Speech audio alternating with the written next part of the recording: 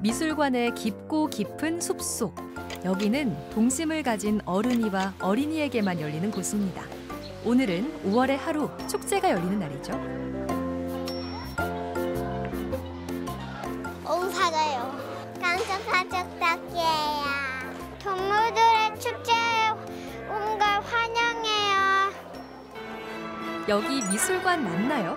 온갖 동물들이 축제를 즐기러 왔습니다.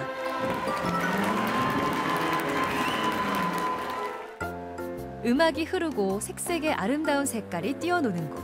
오늘만은 미술관의 정적 사이로 환상과 동화의 세계가 펼쳐집니다. 마음껏 뛰어놀 준비가 됐다면 미술관 속 이상한 나라로 여러분을 초대할게요.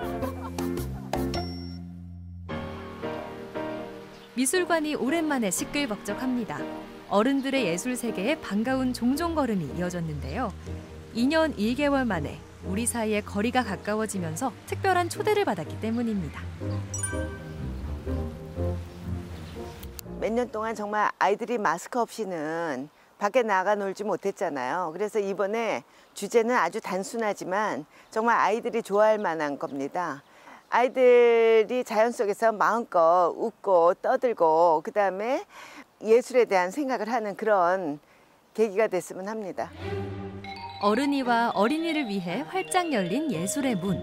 그 문 안쪽에는 형형색색의 작품도 있고요. 아름다운 음악도 함께 하는데요. 대구 미술관과 더불어 다양한 예술의 세계를 만든 또 다른 팀, 대구 콘서트 하우스입니다. 대구 미술관과는 저희 콘서트 하우스가 서로 협력해서 만드는 프로그램을 이미 진행을 하고 있었습니다. 미술 작품을 중심으로 음악을 곁들이는 그런 콘서트를 콘서트 하우스에도 진행을 하고 또 언젠가는 미술관 쪽에서도 저희들이 음악회를 하려는 생각을 늘 같이 하고 있었는데 이번에 어린이날 맞이해서 흔쾌히 서로 마음이 맞아서 이런 프로그램을 준비하게 됐습니다. 일상을 되찾고서 처음 맞는 5월 가정의 달. 오늘은 동심을 가진 누구나 이 세계에 입장할 수 있습니다. 다만 한 가지. 좋아하는 동물로 변신해야 합니다. 곧 파티가 열리거든요. 코로나 때문에 바깥 외출을 하는 것도 좀 많이 힘들고 했었는데 이제 많이 또 다닐 수 있는 여유도 생겼고 그리고 아이들이 아직 어린데 이제 음악이랑 미술 이런 문화 활동들을 좀 더 적극적으로 할 수 있는 좋은 프로그램이 있다고 소개를 받아서 오게 되었습니다. 저마다 축제 즐길 준비에 한창입니다. 축제의 모습을 그림으로 담는 미래의 피카소도 보이고요. 벌써 동물로 변신한 친구도 있네요. 호랑이와 토끼가 되어 함께 즐기는 음악. 어떻게 펼쳐질까요? 동물 친구들도 많이 나오고 토끼 가면을 쓰고 공연을 관람하면 재밌을 것 같아요.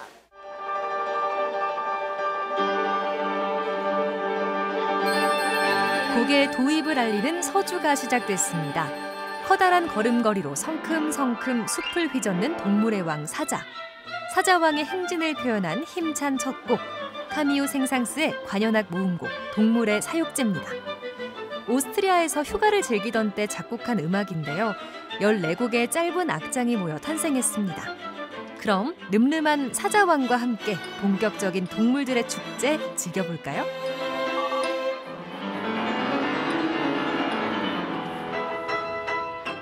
이 곡은 특정 동물들이 어떤 악기로 어떻게 표현되었는지 들어보시면 좋을 것 같고요. 특히 다른 곡들이 많이 차용이 되었어요. 그래서 4번 거북이에는 프랑스의 작곡가 오펜바흐의 천국과 지옥의 캉캉의 선율이 차용되었고요. 12번 곡 화석은요.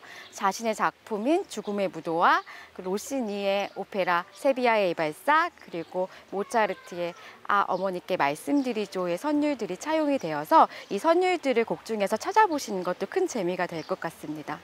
이제 날도 어두워지는데 난 어떡하지?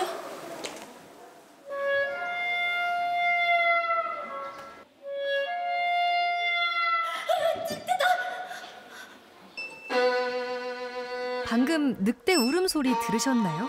생상스는 동물의 특징을 각각의 악기로 표현했는데요. 울음소리부터 걷는 모습까지 우스꽝스러운 동물의 모습을 음악으로 만들어냈습니다.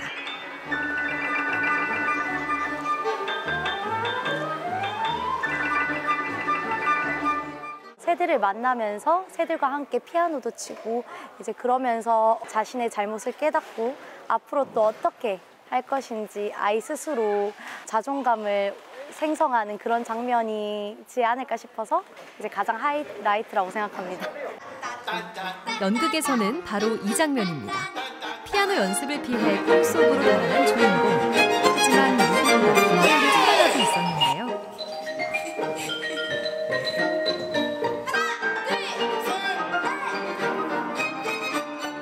피아노 2대가 있어요. 그러니까 이런 편성 자체가 클래식 곡 중에 그렇게 많지는 않거든요. 그리고 총 14곡으로 소 제목들이 다 붙여져 있습니다. 그러니까 그만큼 소재가 다른 만큼 굉장히 색깔이 다른 그런 음악들이라 아마 하나씩 빼서 연주를 들어보셔도 괜찮은 그런 소품들로 이렇게 이루어져 있기 때문에 쉽게 다가갈 수 있는 어떤 그런 음악이라는 게 가장 큰 장점이 아닐까 그렇게 생각이 됩니다. 지금 듣는 곡은 13번째 악장 백조.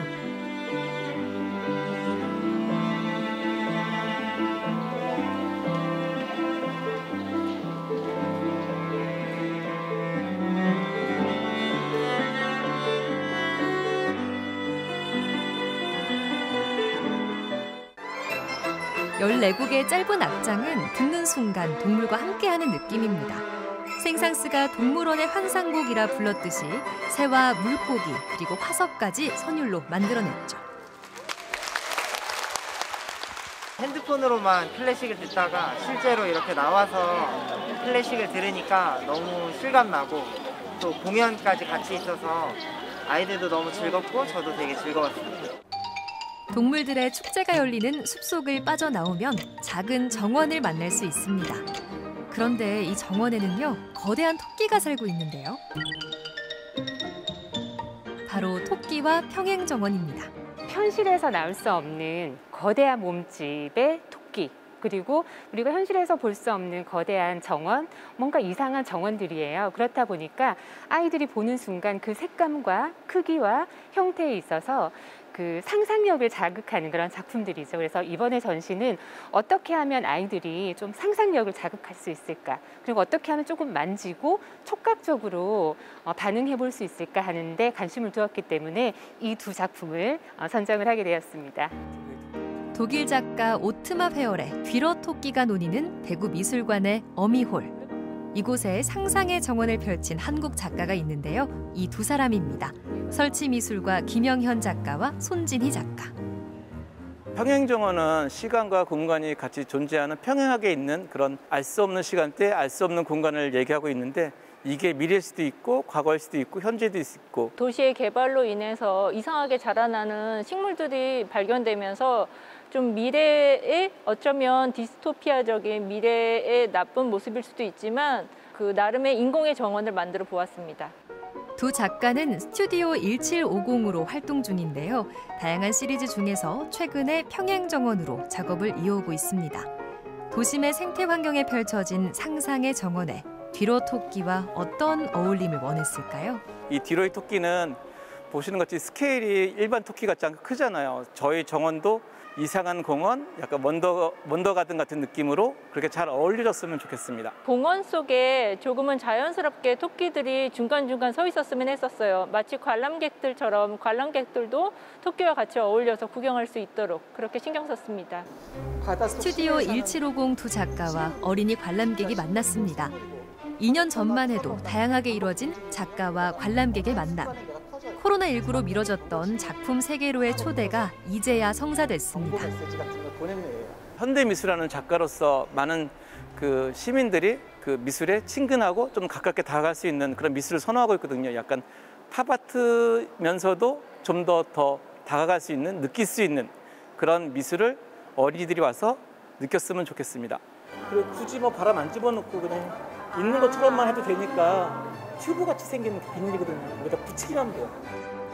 평행정원 속 어딘가에 살고 있을 것 같은 괴 생명체, 상상 속의 괴물을 만들어 보려 합니다.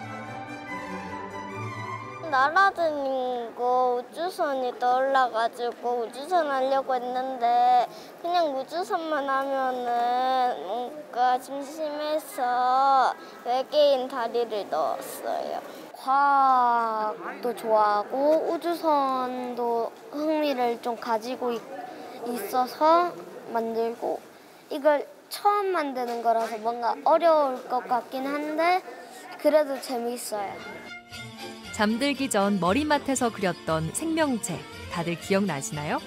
조그마한 키가 한 뼘씩 자랄 때마다 점점 희미해졌었죠. 오늘 그 모습을 다시 떠올려 봅니다. 제 핸드폰으로 그 아이디어를 얻어갖고 만든 움직임이에요. 카메라 렌즈인데 눈으로 바꿨어요. 이건 지느러미고 요거는 꼬리예요. 하늘을 훨훨 날아다니고 모습을 제 마음대로 바꾸던 꿈속의 친구들이 되살아났습니다. 그간 움츠려야 했던 아이들의 꿈도 모처럼 날개를 펼쳤는데요. 게임하면서 나오는 그 약간 괴물 식물을 만들었습니다. 원래는 영을 만들려 했는데 실패해가지고 물고기가 됐어요. 봉지 괴물 꾸미는 게 가장 재밌었어요. 코로나 때문에 답답한데 밖에 나가서 노니까 재밌었어요. 오늘 너무 재밌었어요. 미술관 속 이상한 나라에서 마음껏 놀고 뛰고 웃으셨나요? 어른이에게도 어린이에게도 모처럼 마음의 힘을 기르는 날이었습니다. 이번에 미술관에 와서 정말 미술관이 그들의 놀이터 혹은 그들의 어떤 책 혹은 그들의 어떤 예술의 장으로 마음에 새겨졌으면 합니다. 어린이들에게 음악이나 미술 등 어떤 예술적 상상력을 제공한다는 것은 결국 우리의 미래를 열어갈 수 있는 중요한 계기다. 그렇게 생각을 합니다. 5월, 우린 아직 휴전 중이죠. 바이러스와의 전쟁에서 잠깐의 쉼을 얻은 때. 예술이라는 백신이 어른이와 어린이 마음에 새로운 꿈을 심어줬습니다. 덕분에 올해는 꿈이 좀 더 단단해질 것 같은데요.